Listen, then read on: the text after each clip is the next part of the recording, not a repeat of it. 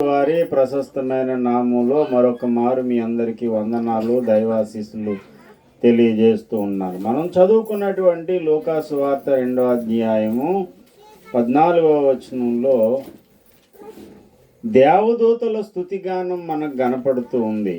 పరలోకము నుండి దేవుని చేత పంపబడినటువంటి గబ్రియేలు అనేటువంటి దేవదూతతో పాటు పరలోక సైన్య సమూహము ఆ దూతతో పాటు దేవునికి స్తోత్రము చేసిరి. మనుషుల స్తోత్రాలు ఉన్నాయి బైబిల్లో, దేవదూతల స్తోత్రాలు ఉన్నాయి. ప్రత్యేకంగా దేవదూతలు కూడి పాడి దేవుని ఆరాధించిన సందర్భాలు 3 సందర్భాలు ఈ పూట మనం ధ్యానం చేద్దాం. ఎందుకంటే సందర్భాలు వేరైనా సారాంశం ఒకటే. వాళ్ళు పాడి కూడి ఆరాధించినటువంటి కారణం ఒకటే. 3 పర్యాయాలు 3 మార్లు స్తుతించినట్లుగా రాయబడింది. అందులో 2 విషయాలు ఇదివరకే నెరవేరాయి. ఇక 3వ స్తుతి యాగం ఏదంటే అది భవిష్యత్తులో జరగబోతున్న స్తుతి యాగం. ప్రియమైన దేవుని బిడ్డలారా, మొదటి స్తుతి యాగం ఎక్కడుందంటే యోబు గ్రంథం 38వ అధ్యాయంలో ఉంది. యోబు గ్రంథం 38వ అధ్యాయంలో 7వ వచనంలో ఉదయ నక్షత్రములు ఏకముగా కూడి పాడినప్పుడు దేవదూతలందరూ ఆనందించి జయధ్వనులు చేసినప్పుడు, దేవదూతలందరూ జయధ్వనులు ఎప్పుడు చేశారు? 4వ వచనంలో నేను భూమికి పునాదులు వేసినప్పుడు నీవు ఎక్కడ ఉంటివి? దేవుడు భూమికి పునాది వేసాడట. ఆ పునాది వేసిన సందర్భంలో దేవదూతలందరూ ఏం చేశారంటే ఆనందించి జయధ్వనులు చేశారు. అమ్మా, తర్వాత ఉదయ నక్షత్రములు కూడి పాడారట. ఉదయ నక్షత్రము అనే మాటకు అర్థం ఏంటో సాధారణంగా ఒక సంఘ కాపరి ఎవరో మామూలుగా విశ్వాసిగా ఉండి సేవకుడైన వాడు చెప్పగలిగిన విషయం కాదది. దేవుని చేత ప్రత్యేకమైన ప్రత్యక్షతలు పొందినవాడు మాత్రమే చెప్పగలడు. ఉదయ నక్షత్రము అనే మాటకు అర్థం ఏంటో మరి క్రైస్తవ సమాజానికి ఎంతో సవివరంగా చెప్పినటువంటి వారు అద్దంకి రంజిత్ ఓఫీర్ గారు. ఒక కంపెనీ ఉన్నప్పుడు అందులో వర్కర్స్ చాలామంది ఉంటారు. ఒక మిషన్ ఆపరేట్ చేసే ఆపరేటర్లు ఉంటారు. కానీ కీలకమైనటువంటి సమస్య ఎదురైనప్పుడు దాన్ని పరిష్కరించగలిగినటువంటి వారు ఎవరు ఉంటారంటే ఇంజనీర్స్ ఉంటారు. నేను రాజమండ్రి పేపర్ మిల్లో 2 సంవత్సరాలు అప్రెంటిస్ చేశాను. నేను 2 సంవత్సరాలు అందులో పనిచేశాను. అప్రెంటిస్ చేసినప్పుడు మిల్లు సాధారణంగా రన్ అవుతున్నంతసేపు ఆపరేటర్ సరిపోతారు, వర్కర్స్ సరిపోతారు, క్లీనింగ్ చేసేవాళ్ళు, కార్మిక సోదరులతోనే పనంతా నడుస్తుంది. అప్పటి వరకు స్పెషల్ ఇంజనీర్, మెకానికల్ ఇంజనీర్స్ అందరూ కూడా ఏసీ హాల్లో, ఏసీ రూముల్లో ఉంటారు. ఎప్పుడైనా ఒకసారి వచ్చి విజిట్ చేసి వెళ్ళిపోతారు అంతే. కానీ సడన్గా ఒక సమస్య వచ్చిందనుకోండి, వీళ్ళకి ఎవరికి అర్థం కాలేనటువంటిది ఏదైనా వచ్చిందనుకోండి, ఆపరేటర్ ఏం చేస్తాడంటే సూపర్వైజర్కి చెప్తాడు. సూపర్వైజర్ ఏం చేస్తాడంటే ఇంజనీర్కి చెప్తాడు. ఇంజనీర్ వల్ల కూడా కాకపోతే దానికి డిపార్ట్మెంట్కి మెయిన్ సీనియర్ ఇంజనీర్ ఉంటాడు అండి. జూనియర్ ఇంజనీర్ ద్వారా సీనియర్ ఇంజనీర్ ఉంటారు. ఆయన వచ్చి చాలా ఈజీగా పరిష్కరించేస్తారు. నేను పనిచేసిన అందులో ఒక వారం రోజుల పాటు ఒక చిన్న సమస్యను పరిష్కరించడానికి వర్కర్స్, ఇంజనీర్లు అందరూ మల్ల గుల్లలు పడ్డారు. ఎంత చేసినా సమస్య ఇంకా ఎక్కువైపోతుంది, కానీ అది పరిష్కారం కావట్లేదు. అప్పుడు సీనియర్ ఇంజనీర్ ఒక ఆయన వారు స్వామి గారు అని ఆయన తీసుకొచ్చారు. ఆయన చైన్ స్మోకర్ అన్నమాట. సిగరెట్ ఆరిపోతే ఆరిపోయే సిగరెట్తో కొత్త సిగరెట్ వెలిగించుకుని కాలుతూ ఉంటాడు. సిగరెట్ మీద సిగరెట్, సిగరెట్ మీద సిగరెట్ కాలుస్తూ ఉంటాడు. ఆయనకున్నటువంటి ఛాంబర్లో ఆ సిగరెట్ వాసనకి మొత్తం పొగబారిపోతే కంపెనీ ఏం చేసిందంటే అడ్జస్టర్ ఫ్యాన్ పెట్టించారు, ఈ వంటగదిలోంచి బయటికి వెళ్ళిపోయి పొగలా. మరి అంత చైన్ స్మోకర్ అయినా సరే ఆయన ఏమనివారు కదా. కారణం ఏంటంటే ఇంత తల పీక్కుంటున్నారు వీళ్ళందరూ ఆ సమస్య క్లియర్ అవ్వక. ఆయన వచ్చి ఎందుకురా అంతసేపు ఆదుకుంటారు, దాన్ని ఇటు తీసి ఇలాగా చిన్న హ్యామర్తో దెబ్బేయండి అన్నాడు అంతే.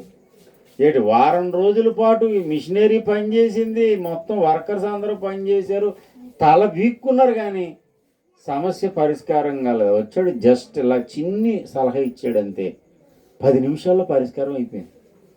మొత్తం అందరూ స్వామి గారికి నమస్కారం, రామబాబు ఈయన మామూలుడు కాదండి బాబు. అప్పటి వరకు ఆయన పని చేయడు, సిగరెట్ మీద సిగరెట్ కాల్చుకుంటూ వచ్చి. అండ్ అలా కొంతమంది కంపెనీల్లో ఉంటారు. అయితే క్రైస్తవ సంఘంలో దేవుడు ఏర్పాటు చేసినటువంటి ప్రవక్తలు, ప్రత్యక్షతలు పొందిన వారు బైబిల్లో జటిలమైన సమస్యను అవలీలగా వారు పరిష్కారం చేస్తారు. దేవునికి స్తోత్రం. ఈ ఉదయ నక్షత్రములు అనే మాటకు ఎంతో వివరంగా చెప్పారు అయ్యగారు పుస్తకం చదివిన వాళ్ళందరికీ ఈజీగా సంగతి అర్థమవుతుంది. అయినా సరే మరి సందర్భం వచ్చింది కాబట్టి టూకీగా చెప్తాను. ఉదయ నక్షత్రం అన్నా వేకువ చుక్కన్నా ఒకటే. అంటే తెల్లవారుజామున సూర్యోదయానికి ముందు పల్లెటూరులో గడియారాలు లేని సమయంలో ఆకాశంలోకి చూసి తెల్లవారిపోతుందని చెప్పడానికి ఒక వేకువ చుక్క వాళ్ళని చూస్తారనమాట. చూసి చూడగానే చెప్తారు ఏంటంటే, కాసేపట్లో ఇంక తెల్లారిపోతుంది. ఇంకా మిడ్ నైట్ ఆకాశంలో నక్షత్రాలు ఒకలా ఉంటాయి. ఇంక తెల్లవారుజాముకు ముందు సూర్యోదయానికి ముందు వచ్చేటువంటి ఒక నక్షత్రం ఉంటుంది. దాన్ని చూడగానే వీళ్ళు ఏమంటారంటే, అదిగో సూర్యుడు ఇంక కాసేపట్లో వచ్చేస్తున్నాడని చెప్పి తెల్లవారుజామున లేచి పొలానికి వెళ్తారనమాట. సూర్యుడు వస్తున్నాడు ఓహో అని చాటింపు వేయడానికి ముందుగా వచ్చేటువంటి నక్షత్రం పేరు ఏంటంటే ఉదయ నక్షత్రము. దాన్నే వేకువ చుక్క అంటారన్నమాట. ఇది భౌతిక ప్రపంచంలో ఉన్నటువంటిది. ఇదే బిరుదు ఆధ్యాత్మిక ప్రపంచంలో కొంతమంది ప్రత్యేకంగా అపాయింట్ చేయబడినటువంటి దేవదూతలు ఉన్నారు, వాళ్ళకి పెట్టబడింది. అది పరలోకంలో దేవదూతలు అందరిది ఒకటే పోస్ట్ కాదు, విభిన్న వర్గాలు కలిగినటువంటి అంతస్తులు కలిగిన దేవదూతలు ఉంటారు, దేవకుమారులు ఉంటారు. దేవుడేమో నీతి సూర్యుడు, సూర్యుడితో పోల్చబడ్డాడు కదా ఆయన. నీతి సూర్యుడు అయినటువంటి యేసయ్య దేవాది దేవుడు యెహోవా దేవుడు ఒక్కొక్క గ్రహం మీదకి అప్పుడప్పుడు విజిటింగ్కి వెళ్తాడనమాట. సూర్యుడు భూమి మీద ప్రకాశించినట్టు ఆ వేరువేరు గ్రహాల మీద ఆయన ప్రకాశించడానికి, ఆయన సూర్యోదయం లేకపోతే ఆయన యొక్క ప్రత్యక్షతను అనుగ్రహించడానికి ఆయన బయలు వెళ్ళినప్పుడు దేవుడైన యెహోవా వస్తున్నాడు ఓహో అని చెప్పి చెప్పడానికి, ముందుగా చాటింపు వేయడానికి వెళ్ళేటువంటి వాళ్ళు ఎవరంటే వాళ్ళే వేకువ చుక్కలు అన్నమాట. అలా వేకువ చుక్క డ్యూటీ చేసిన వాళ్ళు ఎవరంటే లూసిఫర్ అని దేవుని దగ్గర నుంచి త్రోసివేయబడిన సైతాను కూడా ఆ వేకువ చుక్క డ్యూటీ చేశాడు. ఆడొకడే కాదు, ఆ డ్యూటీ చేసినటువంటి వారు యేసు ప్రభు వారు కూడా ఉన్నారు. యెహోవా తండ్రి వస్తున్నాడని ముందుగా చెప్పడానికి వెళ్ళేవాడు అనమాట. ఆయన చాలా కాలం పరలోకంలో ఆయన దేవదూతల్లో ఒక దూతగా అంటే పెద్ద అన్నయ్యగా చలామణి అయ్యాడు కనుక ఆయన కూడా ఇదే డ్యూటీ చేసేవాడు.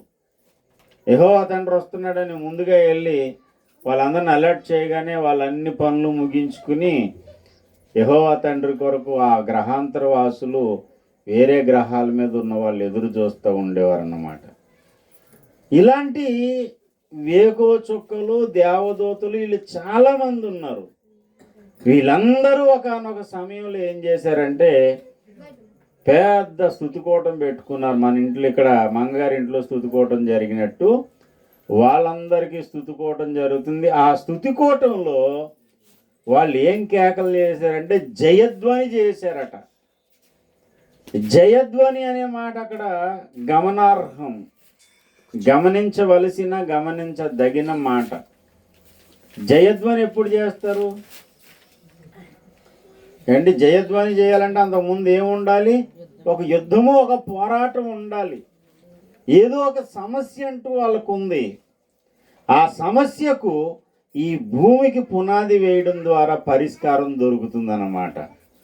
భూమికి పునాది వేసినప్పుడు వాళ్ళు జయధ్వనులు చేశారంటే ఈ భూమికి పునాది వేయడం ద్వారా వాళ్ళకున్న సమస్యకు పరిష్కారం దొరుకుతుంది.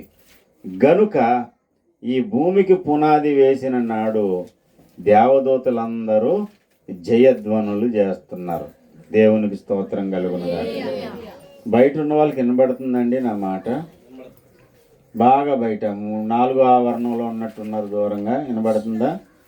బాగా బయట ఉన్న వాళ్ళకి రైట్. దేవునికి స్తోత్రం. మీకు వినబడుతుందో వినబడట్లేదో నాకు మీరు కనపడట్లేదు కనుక నా డౌట్ కొలిది నేను అడిగాను బాబుయ్య. దేవునికి స్తోత్రం, వందనాలమ్మ. ఇందులో బోల్డ్ చోటు ఉంది లోపల. హల్లెలూయా, హల్లెలూయా, హల్లెలూయా, హల్లెలూయా, హల్లెలూయా. ఏ ధ్వనులు చేశారు? ఏ ధ్వనులు? జయధ్వనులు. జయము, జయము, జయము, జయము. మనం పాడుతున్న హోసన్నా జయం అన్నది. Hosanna, hosanna, hosanna. హోసన్న అంటే ఏంటి? హోసన్న అంటే హోసన్న. హోసన్న అంటే ఏంటి? జయము, జయము, జయము, జయము, జయము. ఎంతకాలంగానో దేవదూతలకు ఒక సమస్య, ఒక పోరాటం ఉంది. దాని మీద జయం కలిగిందంట. దేని వల్ల కలిగిందంటే భూమికి పునాది వేయడం. అంటే భూమి అనే ఈ గ్రహాన్ని దేవుడు ప్రారంభిస్తున్నాడు. భూమికి పునాది ఏంటి సార్? దేంతో పునాది వేసాడు? భూమికి ఏమో శూన్యంలో ఉంది కదా అని అడిగే వాళ్ళు ఉన్నారు. భూమికి కూడా దేవుడు పునాది వేసాడు. వీళ్ళన్నట్టు ఆదిశేషుడు పడగల మీద మోయడం కాదు. ఆదిశేషుడు అట పడగల మీద మోస్తున్నాడంటే గ్రీకు పురాణాలలో ఒక ఆయన ఉంటాడు, చాలా కష్టజీవి. అతను చాలా కష్టజీవి, చాలా శ్రమ పడుతుంటాడు. ఆ శ్రమ పడేటువంటి ఆ కష్టజీవి ఏం చేశాడంటే భుజాల మీద భూగ్రహాన్ని మోస్తున్నాడంట. వాడి పేరు అట్లాస్. అట్లాస్ అనేటువంటి వాడు భుజం మీద మోస్తాడు. ఈ భుజం బాగా నొప్పి వచ్చింది అనుకోండి, భుజం ఇలా మార్చుకుంటాడు అనమాట. భూమిని ఇలాగ తీసి అవతల పక్క పెట్టుకుంటాడు. అప్పుడు భూమికి కంపం వచ్చి భూకంపం అనేది సంభవిస్తుంది. అంటే భుజం మార్చుకున్నప్పుడు. మా చిన్నప్పుడు ఒకసారి భూకంపం వస్తే చెప్పారు. అసలు భూకంపం ఎందుకు వచ్చిందో తెలుసా? ఆదిశేషుడు 7 పడగల మీద తలకాయ మీద మోస్తున్నాడు భూమిని. ఈ పడగ మార్చుకుంటాడంట అప్పుడప్పుడుని. పడగ మార్చుకున్నప్పుడు భూమి కంపిస్తుందని చెప్పారు. అసలు శాటిలైట్ పైనుంచి ఫోటో తీస్తే ఆదిశేషుడు కనపడలేదు, అట్లాసు కనపడలేదు. ఆదిశేషుడు కనపడలేదు, అట్లాసు కనపడలేదు, పునాదులు కనపడలేదు. మరి దేవుడు పునాది వేస్తే పునాది ఎక్కడుంది? పునాది ఉండాలి కదా బాబు. పునాది అని అంటే దృశ్య రూపకమైన పునాది లేదు. పునాది యొక్క పని ఏంటి అమ్మా? బేస్మెంట్ ఏం చేస్తుంది? ఇల్లును కూలిపోకుండా ఆపుతుంది, నిలబెడుతుంది. అదే కదా. అలాగే ఈ భూమి శూన్యంలో దిగజారిపోకుండా, ఎటో పడిపోకుండా శూన్యంలో భూమి అలా వ్రేలాడడానికి పునాదిగా దేవుడు ఏం పెట్టాడంటే ఆకర్షణ శక్తి పెట్టాడు. సూర్యుని యొక్క ఆకర్షణ శక్తి మీద అంటే గురుత్వాకర్షణ శక్తి మీద భూమి వేలాడుతూ ఉంది శూన్యంలో. చిన్నప్పుడు పినీసులు ఆట ఆడుకునే వాళ్ళు పినీస్ ఇలా పెట్టి ఇలా మ్యాగ్నెట్ ఇలా పెట్టగానే అది గాల్లోకి లేచేది. ఇలా పడుకున్న పినీస్ ఏం చేస్తుంది? టింగ్ లేచి ఇలా నిలబడుతుంది. దేని మీద నిలబడింది? ఆ గ్రావిటేషన్ ఫోర్స్ మీద నిలబడింది. గురుత్వాకర్షణ శక్తి అంటారు. సూర్యుడు ఒక పెద్ద మ్యాగ్నెట్ అన్నమాట. ఆ పెద్ద మ్యాగ్నెట్ యొక్క గురుత్వాకర్షణ శక్తి మీద భూమి యొక్క నార్త్ పోల్, సౌత్ పోల్లో కూడా మ్యాగ్నెట్స్ ఉన్నాయి అండి. ఉత్తర ధ్రువము, దక్షిణ ధ్రువము అంటారు తెలుగులో. అండ్ ఉత్తర దక్షిణ ధ్రువాల్లో కూడా ఏమున్నాయంటే అయస్కాంత క్షేత్రాలు ఉన్నాయి. అందుకని ఒక మ్యాగ్నెట్ ఎంత పొడుగట్టు మ్యాగ్నెట్ కడ్డీ తీసి గిరగిర తిప్పేలా తాడేసి వేలాడి కట్టామనుకోండి, అది ఎంత తిరిగినా ఎటు వస్తుందని అంటే ఉత్తర దక్షిణాలకి వచ్చి నిలబడుతుంది. అలాగా ఉత్తర దక్షిణ ధృవాలలో మ్యాగ్నెట్స్ ఉన్నాయి. అంటే భూమి ఒక అయస్కాంతము, ఈ అయస్కాంతము సూర్యుడనే అయస్కాంతంతో లింకప్ అయి శూన్యంలో వేలాడుతుంది. ఈ సిస్టమ్ అంతా దేవుడు చేసినప్పుడు దేవదూతలందరూ శూన్యంలో నిలబడి వాళ్ళందరూ పాటలు పాడుతూ ఉన్నప్పుడు దేవుడు ఈ భూమి అనే గ్రహానికి పునాది వేసి అంకురార్పణ చేసి దీని ప్రారంభోత్సవం చేశాడు. అప్పుడు మనుషులు లేరు భూమి మీద. కానీ ఈ భూమి మీద పుట్టబోయేటువంటి మనుషులు, ఈ భూమి మీద జరగబోయే చరిత్ర, ఇదంతా ముందుగా దేవుడు దేవకుమారులకు చెప్పాడు కనుక దాని ఫలితాన్ని ముందుగానే గ్రహించి మాకు ఈ భూమి మీద దేవుడు విజయం ఇవ్వబోతున్నాడని జయధ్వనులు చేసి పాటలు పాడారు. దేవునికి స్తోత్రం కలుగునుగా. హల్లెలూయా. రెండవది, ఇదే భూమి మీద యేసుబాబు పుట్టిన నాడు దేవదూతలందరూ కూడి పాడి దేవుని స్తోత్రం చేస్తూ దేవుని మహిమపరిచారు. వినండి, భూమికి పునాది వేసిన నాడు స్తుతించారు. భూమి మీద ఎవరు పుట్టినప్పుడు? యేసై పుట్టినప్పుడు. అసలు ఎందుకండి అంటే, బాబు మేము భూమికి పునాది వేయడం అంటే మాకేం గ్రహాలు కొత్త కాదు. ఇలాంటి గ్రహాలు కొన్ని కోట్లు చేసాడు దేవుడు. మన భూమి లాంటి భూములు ఎన్నో కోటాను కోట్ల భూములు ఉన్నాయి. గ్రహం కొత్తది వచ్చినందుకు సంతోషం కాదు అమ్మా. ఎందుకు సంతోషం అంటే, ఈ గ్రహం మీద విశ్వ పౌరులందరికీ ఉన్న సమస్యను పరిష్కరించడానికి యేసుబాబు ఈ భూమి మీద పుడతాడు గనుక సంతోషం. దేవునికి స్తోత్రం. హల్లెలూయా.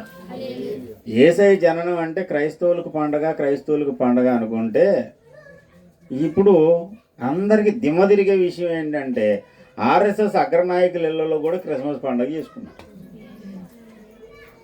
బొత్స సత్యనారాయణ గారు నిలబడి క్రిస్మస్ కేక్ దగ్గర నిలబడి ప్రార్థన చేసుకున్నాడు. ఆయన కూడా క్రైస్తవుడా? గౌరవ ప్రధానమంత్రి గారు నరేంద్ర మోడీ గారు కూడా చర్చిలోకి వెళ్ళి ప్రార్థన చేసుకుని వాక్యం ఆలకించి వచ్చాడు. ఆయన కూడా. చంద్రబాబు నాయుడు గారు బైబిల్ చదివేశాడు. ఆయన కూడా చెప్పేశారు. జగన్ గారు వెళ్ళారు. పవన్ కళ్యాణ్ గారు వెళ్ళారో లేదో నేను చూడలేదు. మరి ఎవరికన్నా కనిపిస్తే చెప్పండి. నేను వెతుకుతున్నాను ఎవరెవరు వెళ్ళారని సోషల్ మీడియా చూస్తుంటే వీళ్ళందరూ దొరికారు నాకు. జూనియర్ ఎన్టీఆర్ గారు వాళ్ళ ఫ్యామిలీతో పాటు ఫ్యామిలీ ఫోటో పెట్టుకున్నాడు, క్రిస్మస్ క్యాప్ పెట్టుకుని.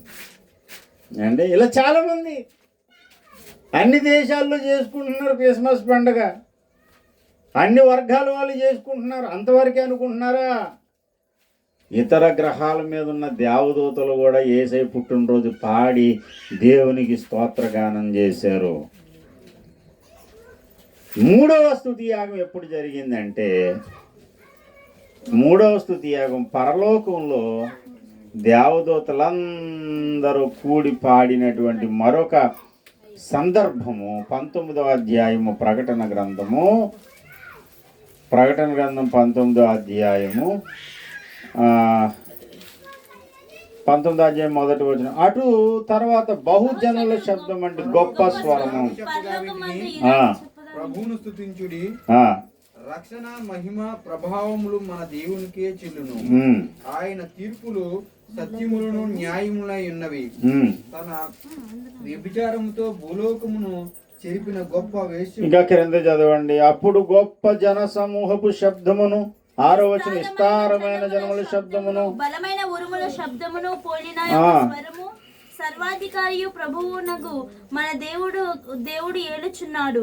ఆయనను స్తుతించుడి, గొర్రె పిల్ల వివాహ మహోత్సవ సమయం వచ్చి ఉన్నది. ఆయన భార్య తను తాను సిద్ధపరచుకుని ఉన్నది గనుక మనము సంతోషపడి ఉత్సహించి ఆయనను మహిమపరచదమని చెప్పగా వింటిని. దేవునికి స్తోత్రం.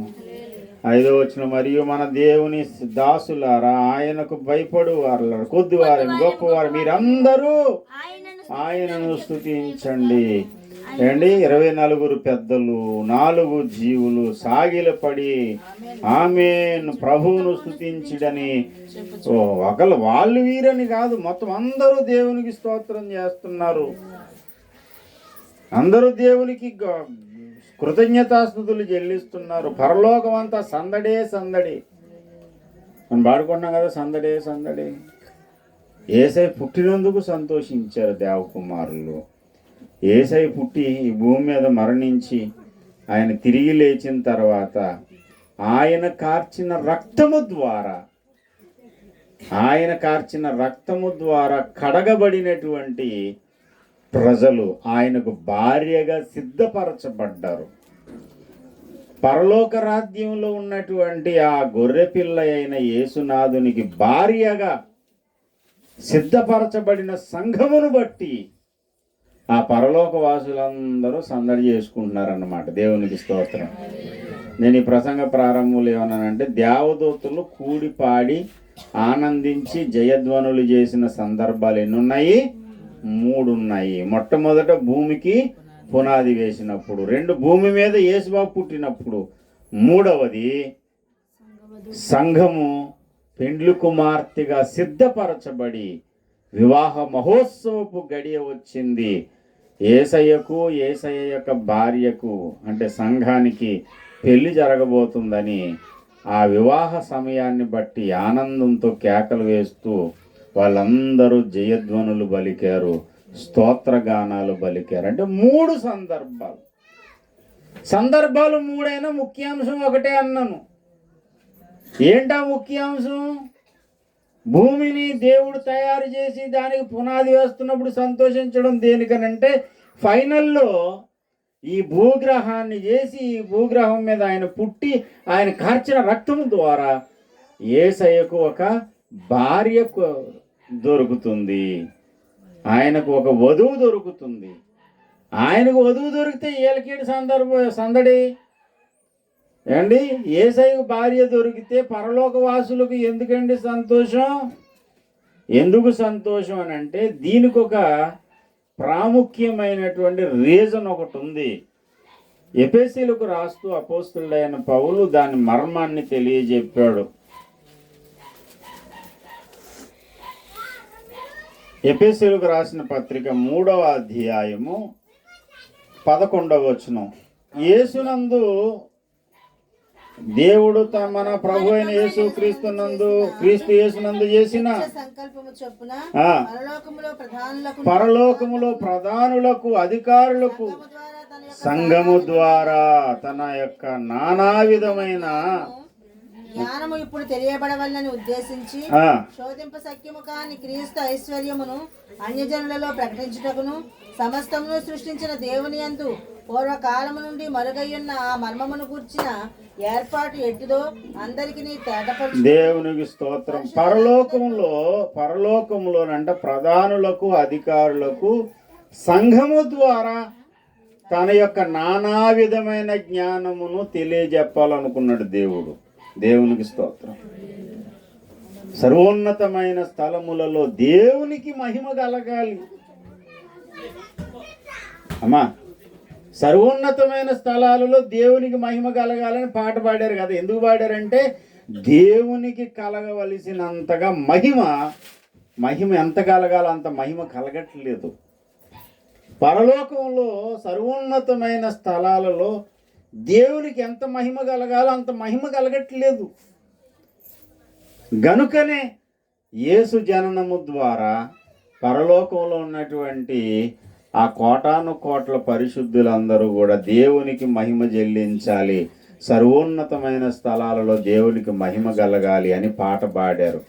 ఆ పాట ఎప్పుడు నెరవేరుతుందంటే, సంఘము సంపూర్ణ సిద్ధి పొంది పరలోక రాజ్యానికి ఎత్తబడిన తర్వాత, యేసయ్య నా పట్టపు రాణి అని చెప్పి మనలను స్వీకరించిన తర్వాత మన ద్వారా దేవుడు ఏం చేయబోతున్నాడంటే, ఆ పరలోకంలో ఉన్నటువంటి దేవకుమారులందరికీ నానా విధమైన దైవ జ్ఞానము మన ద్వారా తెలియజెప్పాలనుకుంటున్నాడు.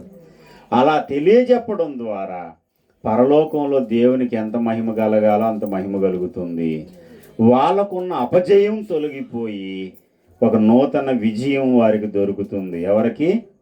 పరలోకంలో ఉన్నటువంటి వాళ్ళకు. దేవునికి స్తోత్రం కలుగుతుంది.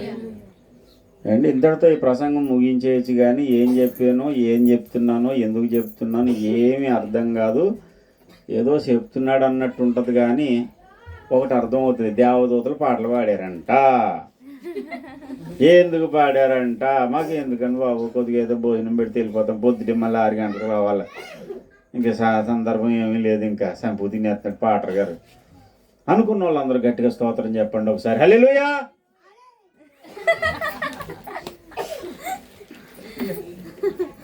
అమ్మా మళ్ళీ చెప్తాను వినండి, కొంచెం ఓపికగా వినండి. అసలు పరలోకంలో ఉన్న దేవదూతలు, ప్రధానులు, అధికారులు అని పిలువబడుతున్న వాళ్ళందరికీ ఎవరి ద్వారా జ్ఞానం బోధించాలని చూస్తున్నాడు దేవుడు?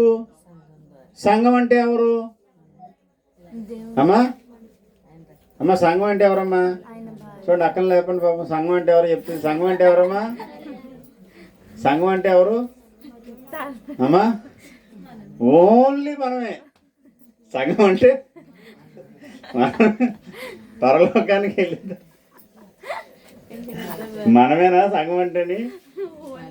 అయ్యో, భూమి మీద ఉన్న అన్ని డినామినేషన్లో రక్షణ పొందినటువంటి వారందరూ దేవుని సంఘమే. దేవునికి స్తోత్రం. హల్లెలూయా. వీళ్ళందరి ద్వారా దేవుడు ఏం చెప్పాలనుకుంటున్నాడు? తన నానా విధమైన జ్ఞానాన్ని తెలియజెప్పాలనుకున్నాడు. ఎవరికి తెలియజెప్పాలనుకుంటున్నాడు? పరలోకంలో ప్రధానులకు, అధికారులకు ఏం చెప్పాలట? నానా విధ జ్ఞానం తెలియజెప్పాలట. ఆ తెలియజెప్పే ప్రక్రియ జరగాలంటే భూమి అనే గ్రహం ఉండాలి కనుక ఈ భూమి మీద పుట్టిన సంఘమే పరలోక వాసులకు జ్ఞానం తెలియజెప్పే గురువు అవుతుంది కనుక భూమిని పుట్టించినప్పుడు ఆనందించారు.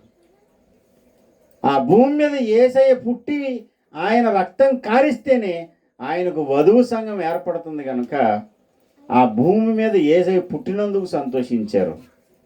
యేసయ్య పుట్టి 33.5 సంవత్సరాలు జీవించి పరిశుద్ధ రక్తం కార్చడం వల్ల సంఘము తయారయ్యి ఆ సంఘము పెళ్లి కూతురులాగా సిద్ధపరచబడి యేసయ్యకు సంఘానికి పెళ్ళి అవుతుంది కనుక ఇప్పుడు మళ్ళీ సంతోషిస్తున్నారు వాళ్ళు. ఇలా ఎందుకు సంతోషిస్తున్నారంటే ఒకటి కారణం. ఏంటా కారణం అంటే ఈ సంఘము ద్వారానే దేవుడు మాలో ఉన్నటువంటి అపజయాన్ని తొలగిస్తున్నాడు. మేము బలంలో, జ్ఞానంలో అందరికంటే చాలా మహిమలో గొప్పోళ్ళమే కావచ్చు, ఇంకా మాకు దేవుని నానావిధ జ్ఞానం అర్థం కాలేదు.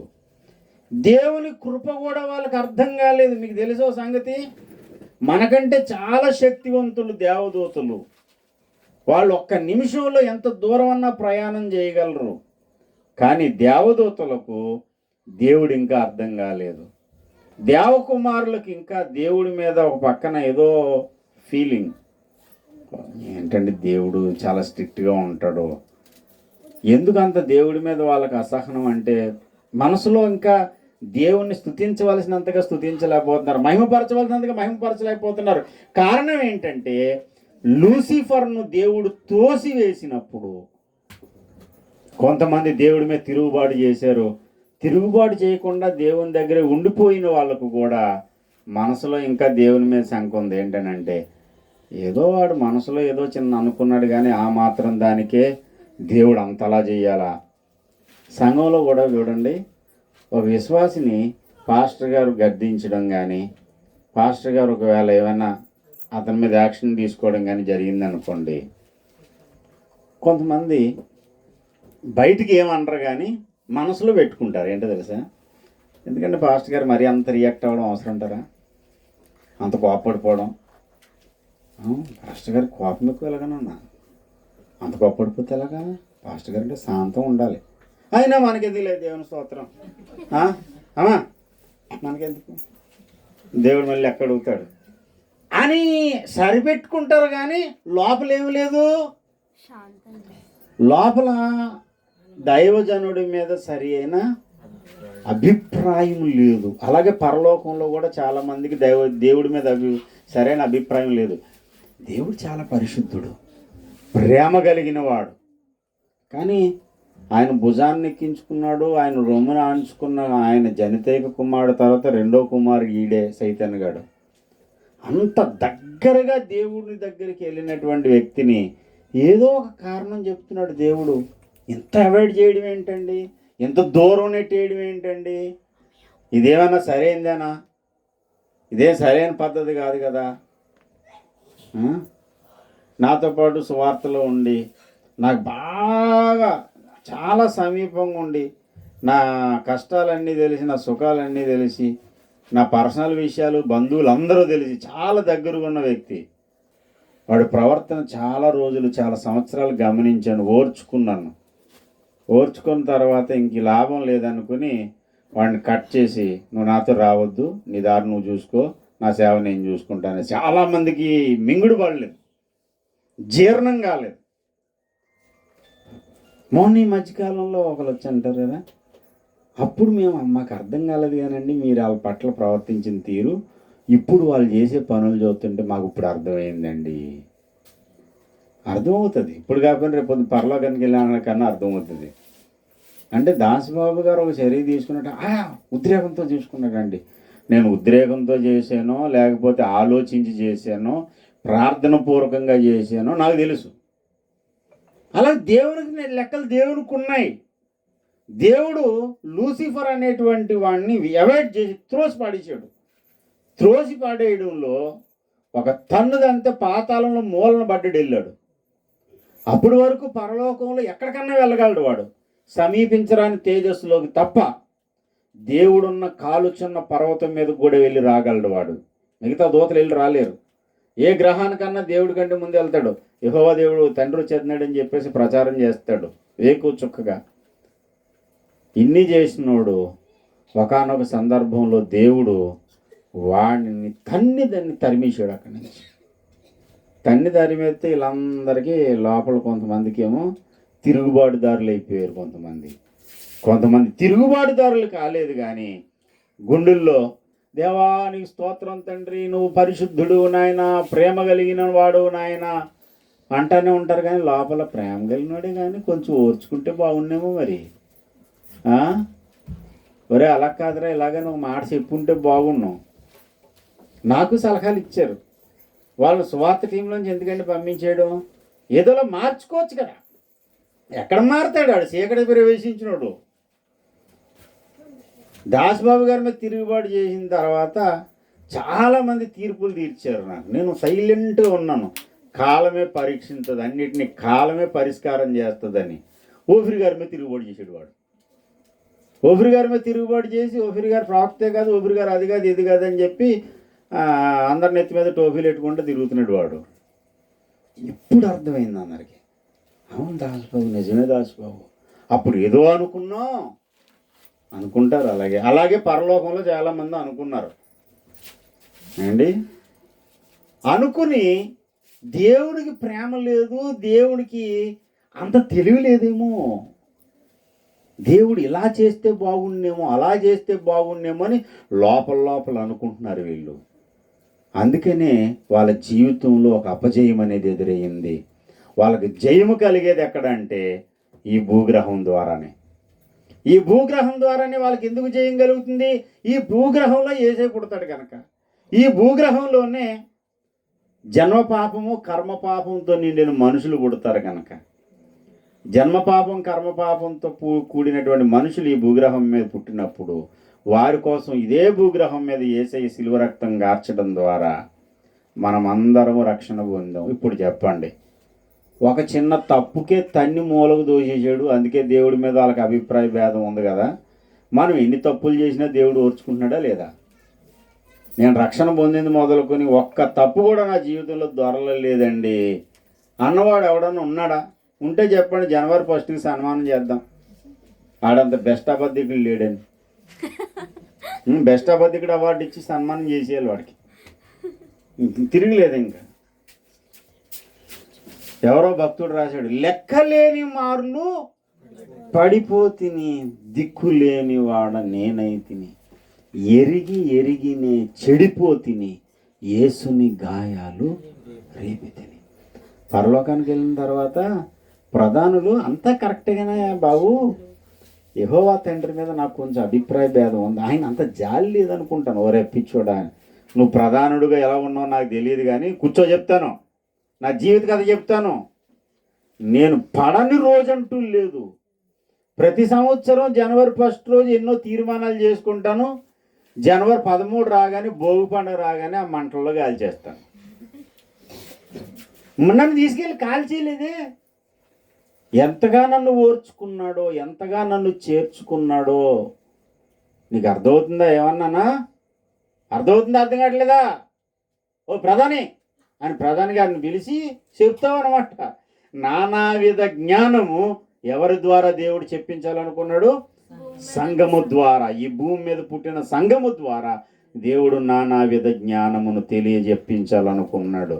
వాళ్ళకి తెలుసు, ప్రభా ఏంటి బుర్రగోకున్నారా, మీ హృదయాల్లో ఉన్న దానికి సమాధానం చెప్పే రోజు రాబోతుంది నేను భూమిని తయారు చేసినప్పుడు. ఎప్పుడు చేస్తావు తండ్రి అంటే, ఈ విశ్వానికి మధ్యలో ఒక ఖాళీ స్థలాన్ని విడిచిపెట్టాడు దేవుడు. అన్నీ క్రమంగా ఉన్నాయి గ్రహాలన్నీ, కానీ ఒక పెద్ద ఖాళీ స్థలం కనపడుతుంది ఈ విశ్వానికి నడిబొడ్డున. అందరూ అడుగుతున్నారు, అన్ని వానండి, ఈ ఖాళీ స్థలం మీద ఇల్లు ఉన్నాయి, ఈ ఖాళీ స్థలం ఎవరిదండి అని అడుగుతాం కదా మనం. అలా విశ్వంలో ఒక ఖాళీ స్థలం ఉంచేసాడు దేవుడు విశ్వం నడిబొడ్డున. ఆ నడిబొడ్డున ఉన్నటువంటి ఆ ఖాళీ స్థలం గురించి లూసిఫర్ కూడా అడిగాడు. ఏడు తండ్రి ఆ ఖాళీ స్థలం అంటే, ఆ ఖాళీ స్థలాన్ని నేను ఫిల్ చేయబోతున్నాను రా, భూమి అనే ఒక గ్రహాన్ని నేను పుట్టిస్తానులే అని చెప్పాడు దేవుడు. వీళ్ళ మనసులలో ఉన్నటువంటి ప్రతి సమస్యకు పరిష్కారం కూడా జరిగేది ఎక్కడ? ఈ భూమి అనే గ్రహం ద్వారానే అని చెప్పేసరికి, ఎప్పుడు భూమికి పునాది వేస్తాడా దేవుడని ఎదురు చూశారు. తీరా దేవుడు భూమికి పునాది వేసేసరికి వాళ్ళందరూ వచ్చి కూడి పాడి గంతులు వేశారు. భూమి మీద యేసై పుట్టినప్పుడు పరలోక సైన్య సమూహము, ఒక దేవదూత కాదు, వచ్చి వర్తమానం చెప్పినోడు ఒకడే, కానీ అతను వెనక పరలోక సైన్య సమూహం అంతా వచ్చి కూడి పాటలు పాడేశారు. ఎందుకయ్యా బాధ అంతా? ఎందుకయ్యానంటే వారి మనసులలో ఉన్న అయోమయము, దేవుని జ్ఞానమును గూర్చినటువంటి సందేహాలు నివృత్తి చేసి వాళ్ళందరికీ దేవునికి మహిమ కలిగేంతగా వాళ్ళ జీవితాల్లో కార్యం చేయడానికి పరలోక వాసుల సమస్యకు భూలోకంలో పరిష్కారం చేస్తున్నాడు దేవుడు. దేవునికి స్తోత్రం కలుగునుగాక. అది దేవదూతల స్తుతి వెనక దాగి ఉన్న రహస్యం. సర్వోన్నతమైన స్థలములలో దేవునికి మహిమయు, ఆయనకు ఇష్టులైన మనుషులకు భూమి మీద సమాధానము. పరలోక సైన్య సమూహము చేస్తున్న స్తుతిగానాలతో మన స్తుతిగానం కలుపుదాం. ఎందుకు కలపాలి మన స్తుతి యాగం అంటే, ప్రభువా ఎక్కడికి తీసుకెళ్ళి పెడుతున్నావు నాయన? నిత్యము నిన్ను చూసేటువంటి దేవకుమారులు, దేవదూతలు ప్రధానులు, అధికారులు, వాళ్ళకే బోధించడానికి గురువు స్థానంలో పెట్టడానికి నన్ను తీసుకెళ్తున్నావా? నీకు ఎన్ని స్తుతులు చెప్పాలి నాయన? వాళ్ళేమో గురువు గారు పుడుతున్నారని సంతోషించి స్తుతిస్తున్నారు. గురువు ఎవరు? గురువు ఏదే కాదు, మనమే. పరలోకంలో దేవదూతలకు గురువు ఎవరండి? వాళ్ళకి నేను బోధించాను. పరలోకానికి వెళ్ళాక రోజు రక్షణ సాక్ష్యం చెప్తూనే ఉంటాను. నేను రక్షణ పొందిన నుండి రాకడలో ఎత్తబడే వరకు దేవుడు నన్ను ఎంత ఓర్చుకున్నాడో ప్రతిరోజు దేవదూతలందరికీ చెప్తూనే ఉంటాను. అలాగా గురువుగారు మేము ఇంకా ఏదో అనుకున్నామండి, వాడిని ఒక తన్నుదన్ని అయితే దేవుడు అంత ప్రేమ కలిగిన వాడు కాదనుకున్నామండి బాబు. దేవుడు చాలా తెలివైనడు అండి బాబు అని. అమ్మా మొన్న నేపాల్ వెళ్ళాను, అంతకుముందు మధ్యప్రదేశ్ వెళ్ళాను. ఆ మధ్యప్రదేశ్లో కొన్న బట్టలు అయ్యి అండి బాగున్నాయంట. అలాగే నాకు అక్కడికి వెళ్ళిన తర్వాత రోజు డ్యూటీయే. వేరు గ్రహాలకు వెళ్తాను, అక్కడ ఉన్న వాళ్ళందరినీ పోగేసి వాళ్ళకి చెప్తాను ప్రసంగం. అది మన డ్యూటీ. అక్కడికి వెళ్ళిన తర్వాత అక్కడికి వెళ్ళి కూడా తిరుగుతూనే ఉంటాను. వేరు గ్రహాలకు వెళ్ళి ఆ పరిశుద్ధులందరినీ కూర్చోబెట్టి, ఆ దేవకుమారులందరినీ కూర్చోబెట్టారు. అనే కూర్చో, విన్నావా లేదా? ఇద్దరు పోక నేను చెప్పింది జాగ్రత్తగాను. ఏమనుకుంటున్నావు? ఆడిన తన్నిదాన్ని మూల దోసాడు అనుకుంటున్నావు, కానీ నన్ను దొయ్యలేదు. నాకో తీర్పు వాళ్ళకో తీర్పు కాదు, ఆయన చేసింది న్యాయం. దేవుడు వాడిని తన్ని తరివాడంటే న్యాయం ఉంది. వాళ్ళు నిత్య చీకటి ప్రవేశించినందుకు తన్ని తరిమాడు. కానీ తెలియక పొరపాటును నేను బలహీనున్నై పడిన ప్రతిసారి నా చేయి పట్టుకుని లేపాడు. దేవుడు అనంత కరుణామయుడురా బాబు, నువ్వేమనుకుంటున్నావో అని దేవదూతలందరికీ స్తుతియాగం చెల్లించేటి దేవదూతలందరూ స్తుతియాగం చేసేటువంటి పని దేవుడు నాకు నీకు అప్పగించబోతున్నాడు. దేవునికి స్తోత్రం కలుగును. సంఘము ద్వారా నానావిధ జ్ఞానమును దేవుడు తెలియపరచాలనుకుంటున్నాడు. దేవుని యొక్క కృపా మహదైశ్వర్యము, ఆ మాట కూడా ఉంది చూడండి, 2వ అధ్యాయము ఎఫెసీ పత్రిక 6వ వచనంలో, క్రీస్తు యేసునందు ఆయన మనకు చేసిన ఉపకారము ద్వారా అత్యధికమైన తన కృపా మహదైశ్వర్యమును రాబో యుగములలో కనుపరుచు నిమిత్తము. రాబో యుగములలో పని చేయాలి. ఏంట పని? దేవుని కృపా మహదైశ్వర్యము. ఎంత కృప చూపాడో దేవుడు నా పట్ల అని మనం కృపా మహదైశ్వర్యమును కనపరచడానికి దేవుడు మన పట్ల తన కృపా మహదైశ్వర్యం కనపరుస్తున్నాడు. 2025వ సంవత్సరంలో దేవుడు కృప చూపించని రోజు ఒకటి నాకు చూపించండి మీ జీవితంలో ఉంటే. దేవుడు కృప చూపించలేదండి, నా కృషి వల్ల నేను బ్రతికాను. స్టీవెన్సన్ గారు ఒక పాటలు అంటాడు, నా కృషి చేత కాదయ్యా నీ కృప మాత్రమేనయ్యా. నా కృషి చేత నేను సాధించాను అన్న వాళ్ళు ఒకసారి చేయొద్దండి. నా ప్రార్థన వల్ల, నా కృషి వల్ల, నా జ్ఞానం వల్ల నేను ఈ విజయం సాధించాను. ఇదిగో 2024-25వ సంవత్సరంలో నా కృషి ద్వారానే దేవుడు నన్ను బలపరిచాడని చెప్పగలమా? ప్రతిరోజు దేవుని కృపను అనుభవించాము. ఆ కృపను అనుభవిస్తూనే 12 నెలలు గడిచిపోతూ ఉన్నాయి. ఇంకొక 3-4 రోజుల్లో కొత్త సంవత్సరంలోకి వచ్చేస్తాం. కృపను అనుభవిస్తున్న మనము ఆ కృపను గూర్చి పాడుతూనే ఉండాలి. అమ్మా, కృపను గూర్చి ఏం చేయాలి? పాడుతూనే ఉండాలి. నేను కృపను గూర్చియో న్యాయమును గూర్చియో పాడదను. ఎంత కృప చూపించావయ్యా. రాత్రింబగళ్ళు కనుపాపలాగా నన్ను కాపాడుకుంటూ, కంటికి రెప్పలా కాపాడుకుంటూ వచ్చాడు ఆయన. వాళ్ళు స్తుతించేదేమో వాళ్ళకు దొరికే గురువుల కోసం, పరలోకవాసులు. అమ్మా, మనం ఎందుకు స్తుతించాలి తెలుసా? ఎంత మట్టి పురుగుని తీసుకెళ్ళి దేవకుమారులకు గురువుని చేస్తావా తండ్రి, నీదెంత కృపయ్యా. కొంతమంది నాకు ఫోన్ చేసి అడుగుతూ ఉంటారు, బైబిల్లో డౌట్లు అడుగుతూ ఉంటారు. వాళ్ళేమో డిగ్రీలు చదివిన వాళ్ళని, థియాలజీ చదివిన వాళ్ళని నన్ను డౌట్లు అడుగుతుంది. నాకు ఆశ్చర్యం అనిపిస్తుంది. నేనేంటి నాయన నన్ను డౌట్లు అడుగుతున్నారు వీళ్ళు. ఎందుకు అడుగుతున్నారంటే నాకు కృప దొరికింది. దేవునికి స్తోత్రం. ప్రవక్త దొరికాడు, సత్యవాక్యం దొరికింది.